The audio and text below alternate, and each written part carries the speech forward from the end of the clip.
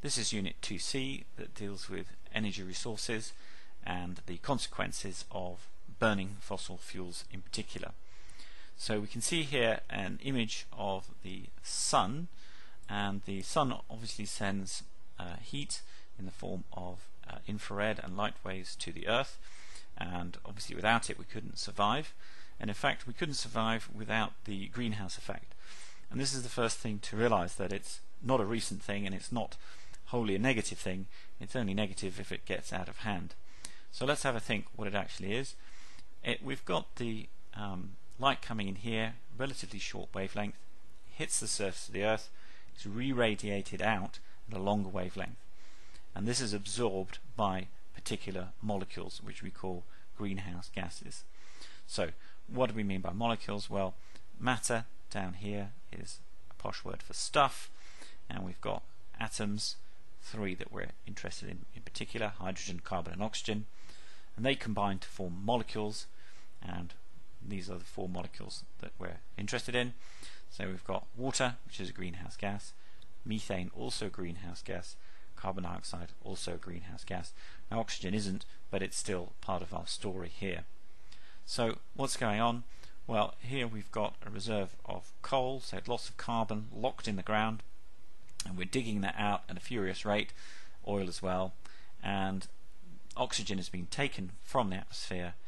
They're being burnt in the furnace here, and we've got carbon dioxide being released back into the atmosphere. Now trees will absorb the carbon dioxide if there's enough of them, but because of deforestation there just aren't enough trees to go around to lock up these gases, so some of it just gets released, increasing the global level of carbon dioxide. We've also got the methane in the water there.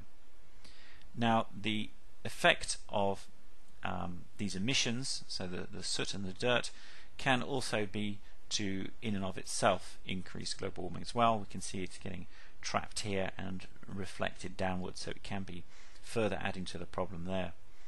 Now volcanoes are interesting because they can have opposite effects. If their emissions or their soot are high in the atmosphere, it can have a blanketing effect.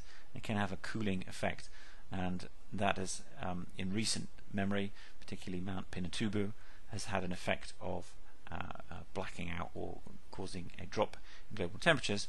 Volcanoes, however, do produce CO2 as well, but they do so at a steady rate. So a little bit more detail at some of these arguments. So causes of climate change.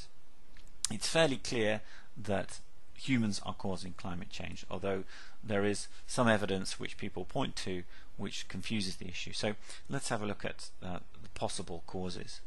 So we've got some natural causes which do affect the climate. So we've got sun activity, we've got axial tilt, we've got orbital distance, we've got volcanoes, which we've mentioned, and respiration.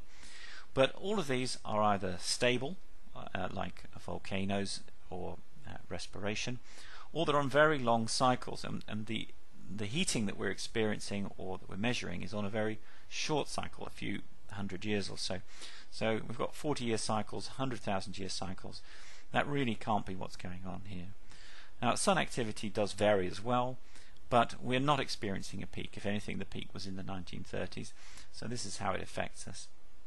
So man-made activities, fossil fuel burning, deforestation, both have increased since, well, a little bit before 1880, but since the Industrial Revolution, and both of those things are going to affect CO2 levels, which, as we've discussed, is a greenhouse gas.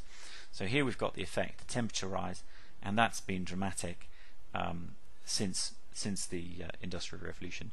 So the red line here is the carbon dioxide increase, so it's at historically high levels, and we can see a corresponding rise in global temperatures.